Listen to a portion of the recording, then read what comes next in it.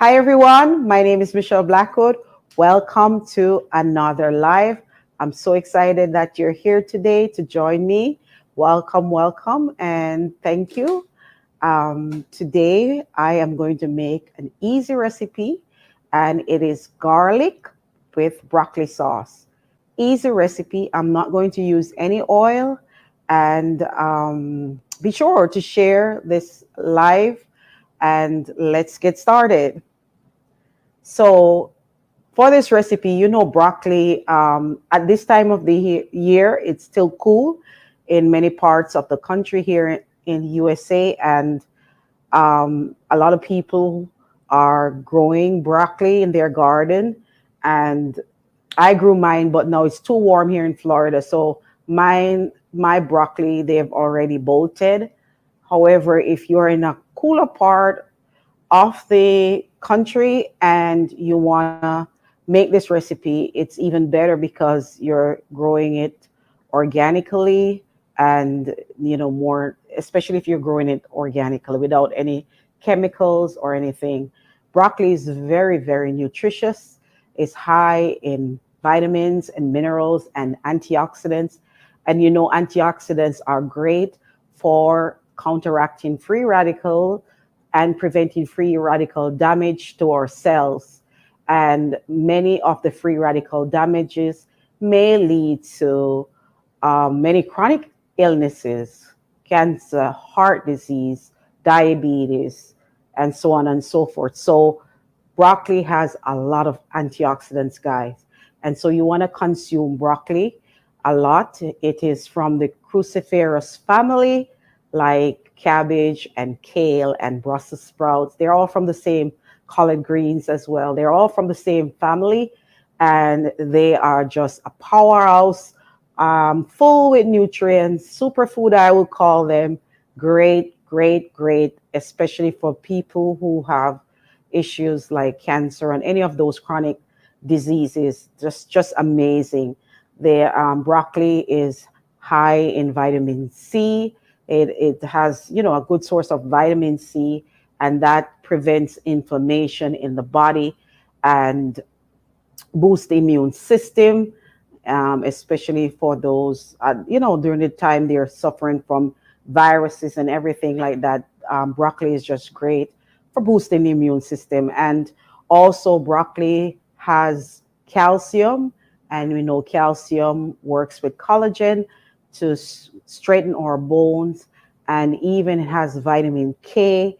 And vitamin K, they found that vitamin K is great. It's a coagulant, it helps the blood to coagulate.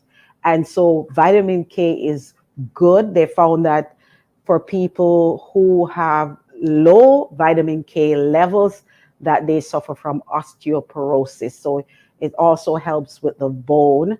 And what else we've talked about? So it also has iron, calcium, vitamin C, I mentioned before, and there's some potassium in it, so it's good for the heart. It also is high in fiber. It's low calorie food. So for those of you like myself who are on a loss journey, broccoli is great because it's high in fiber, so it's good for your bowels and it keeps you feeling full longer. For those who are have blood sugar issues, whether it's type 1 or type 2 diabetes, broccoli is actually great because not only because of the fiber that it contains, it will help the body handle blood sugar, and that you won't have that spike in blood sugar levels as you would normally if you're not eating high fiber food. So this is just an all-round vegetable for you to include. So how I'm going to prepare it, I like to use the entire broccoli. I even cook the leaves of the broccoli. I basically love broccoli leaves. So if you didn't know the leaves, especially when you grow your own broccoli, you can saute the leaves. You can use them just the same place where you use any other green leafy vegetables. Use your broccoli leaves instead. I like to also use the stem, and I wash these. So all I'll do is I'll cut, remove the ends, I'll just remove the ends. And for the stem, I like to peel them because sometimes they're a little bit, so fibrous or harder. So I like to peel the stems. Sometimes they're soft enough, they don't need peeling. Depends on how old your broccoli is, how long it was in the garden. So is that on? You good? And so I like to just go ahead and I'll peel the stems. And there we go, peeling. Peeling the stem. And then we're just gonna go ahead and I like to just chop the stems off because I don't want to throw out all that. That's a lot of nutrients right there, lots of fiber, and like I said, antioxidants. And you can just cut all the way down and then you can finish off by separating the florets. Easy peasy, and just separate the florets. So sometimes I just cut all the way down. All right. And let me get this going. All righty. And I'm not going to use any oil today, so I'm going to show you how I prepare it without any oil at all. All right. So we got that. That's ready. Okay. Let's see. What I'm going to do is I'm going to use water. I'm going to start with some water. And I'm going to add my garlic because we're making a garlic sauce. So I'm using fresh cloves of garlic. And because garlic is so good anti-inflammatory as well and good for the circulation. So I'm going to add freshly pressed garlic. Just cut it up a little bit. Too big. This garlic. So that they can fit in my garlic press. Okay. All right. Let's see.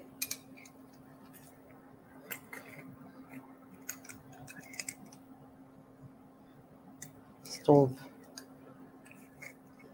Okay, so adding me some garlic so it can have a lot of flavor. I want all that garlic flavor. And when I used to go to Chinese restaurants, back in the days, I used to love garlic sauce. But now I make it from home. So just adding. And next, what I'm going to add is, let's go ahead and add some ginger. I'm going to use fresh ginger. And what you can do, to peel your ginger, you can just use a spoon. Because sometimes when you use a knife, so I've washed my ginger. And ginger is also one of those, it's a rhizome, so it's a root of the plant. And one of the things that you can do as well is you can grow this. You can grow this. Ginger can even be grown in a pot indoor. So ginger is easy to grow. So if you're contemplating, because it grows very easily and you can harvest it. And what you can do with it is when you harvest it, when you harvest it, I'm going to get my grater. I didn't bring, it's right here. So when you harvest your ginger, you can literally put it in the freezer. You can store it in the freezer for longer. And then when you're ready, so you just wash them, you can peel them like I showed it to you, wash them, put them in freezer containers in your freezer. And when you're ready, you can easily just grate. And it's like having fresh ginger again. So I'm just grating ginger because I love that ginger flavor. Okay. All right. So smelling so good, guys. That all that ginger and the garlic combination smells real good. So I'm basically just start sauteing with ginger and garlic, no oil, and letting the flavor soak up. And what I'm going to add next, I'm going to add some seasoning. So I'm using a vegan bouillon cube. You could have used a vegetable broth and do the same thing with a vegetable broth, but it's the same thing. So I'm just going ahead and I'm just adding a vegan bouillon cube. And if you want more flavor, I'm going to add Bragg's liquid aminos, or you can add soy sauce, whichever you prefer later on to give it even more flavor. So basically that's it. And then I'm going to add my broccoli. I'm adding broccoli.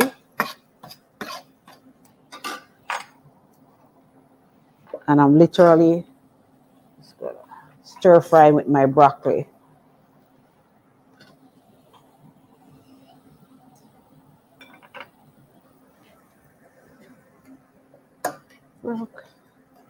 Alrighty. So now I can add a little bit more water. At this point, the broccoli doesn't take long, 1-2 minutes. If you depends on how soft you want your broccoli. You can literally cover your broccoli to steam it then, or you can go ahead and keep stir frying it like so. I'm going to just cover it a little bit and let me know where you're from. Any comments? How many comments? Any comments? Comments. You have Kelly. Hi, Kelly. From Wisconsin, Arizona. Arizona. This guy says, welcome. Greetings, thanks for the greetings, cuz. Mustafa says, I'm really happy to join this live. Thank you. Welcome to our live. Thank you for joining. Jusu and Eric say hello. Hi. Jusu, Eric, welcome to our live. I'm making broccoli with garlic sauce. And so far I have the ginger and the garlic with water and a bouillon cube or a flavoring, what they call Maggi. Most people use Maggi. I'm using a vegan version and some broccoli, and the broccoli is cooking. I'm just going to check on it. And I'm using water. I'm trying to make it healthier, less oil. So I'm cooking it with just the flavored broth. And once that cooks a little bit, then I'm going to go ahead and add all the other ingredients to flavor it. So just showing you a little healthier version of this dish that you can enjoy from home, and you don't have to spend all that money or buying this same recipe and you're not sure what's in it. Sometimes, a lot of times they use a lot of sugar.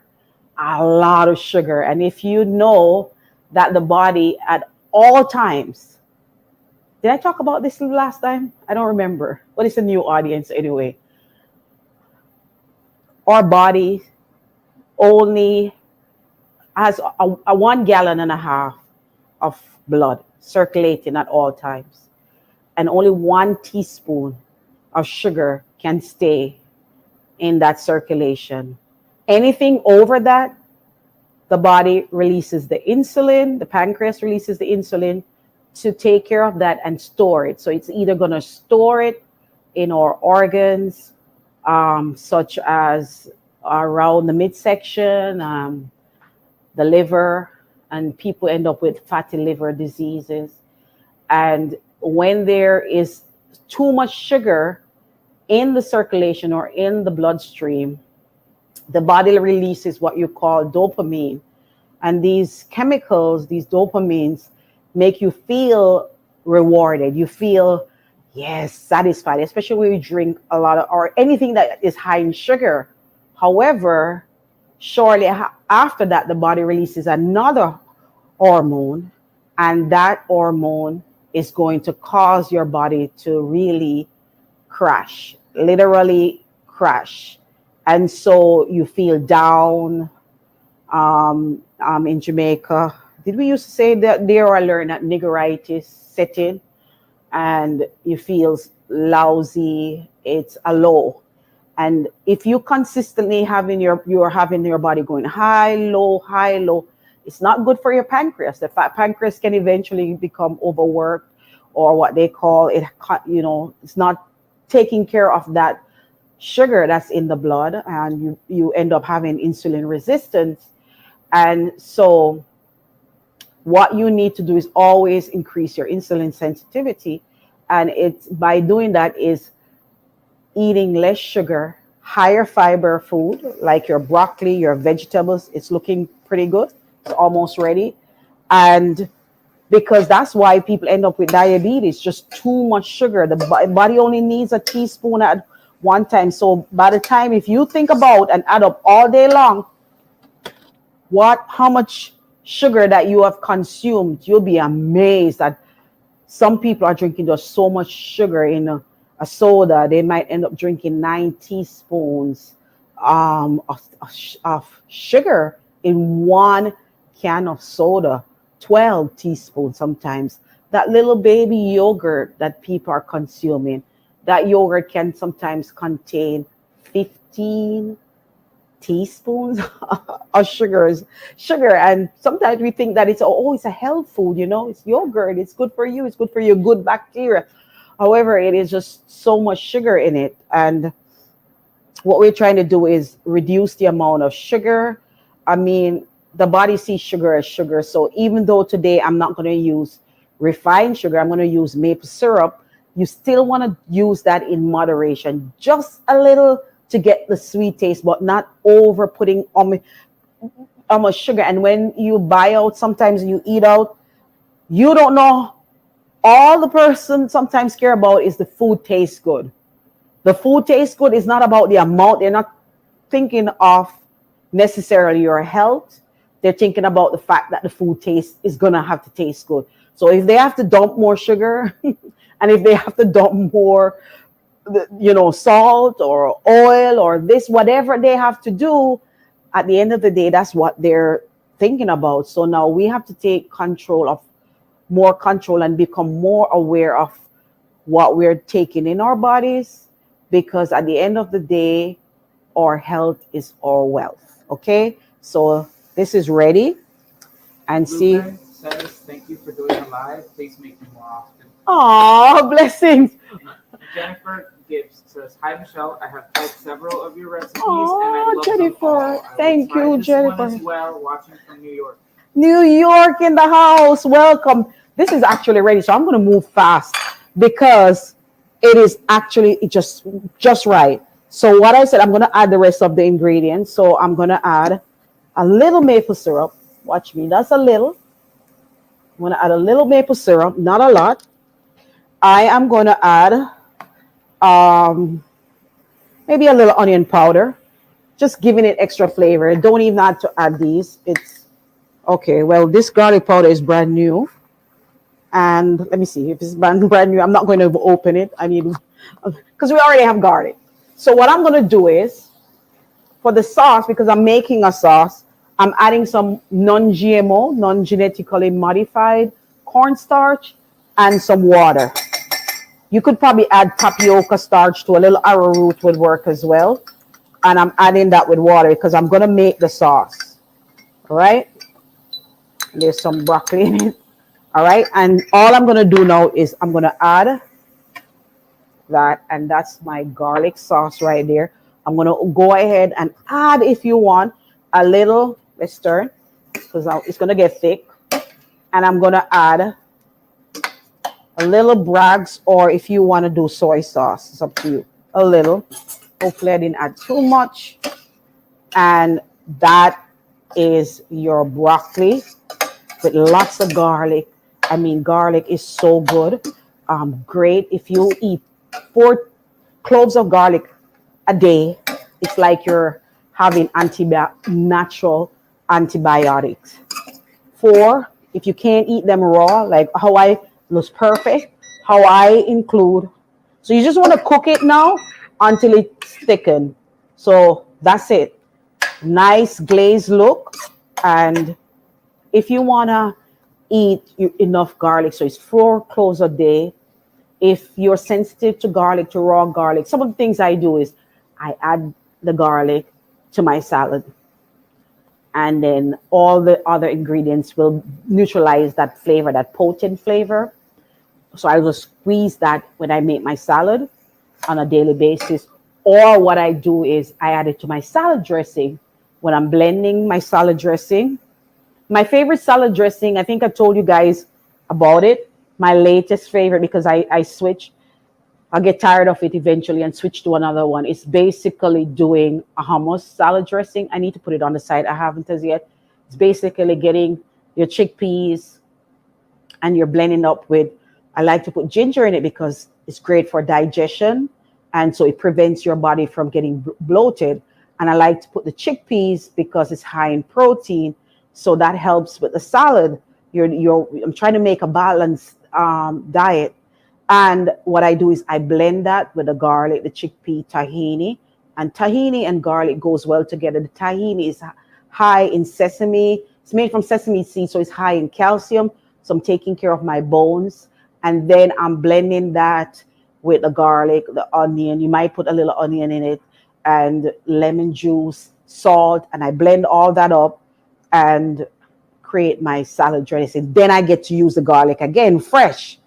Another way is just to steam. If you're super, super sensitive to raw garlic, steam it. Just put the water in the pan with those 4 cloves of garlic and cook it.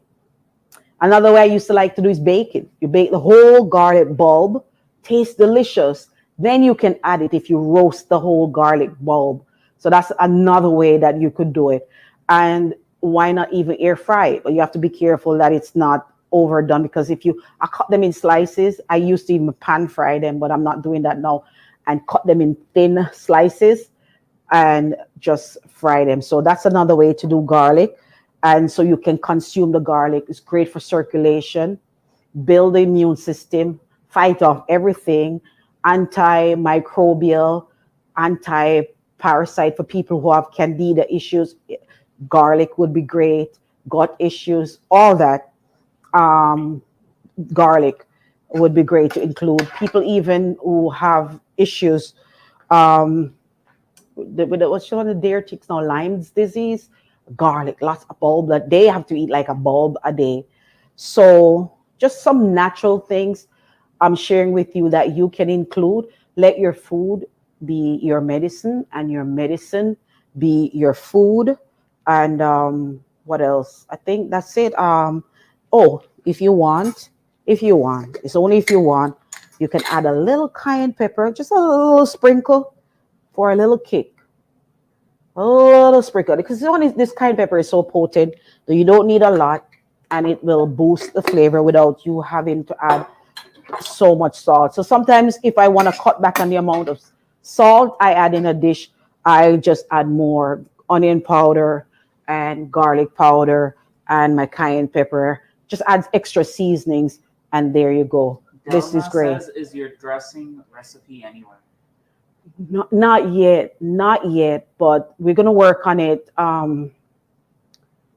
Maybe Thursday. So Thursday we'll work on the dressing recipe so we can get it on the website.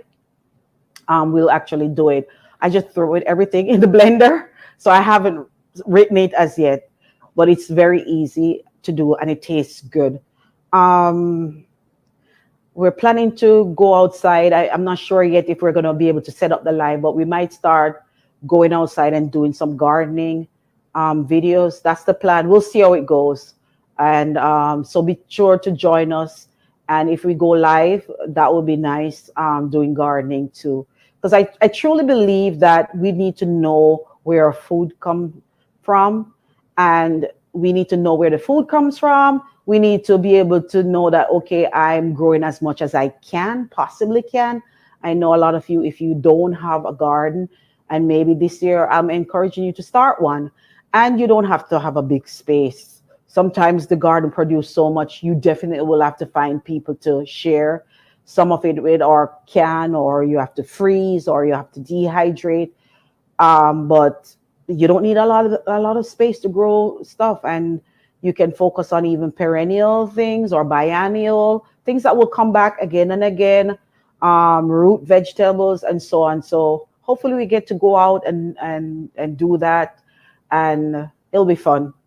Anyway, guys, thank you so much for joining me on another live, and I'll see you when we do another one. Take care. Bye.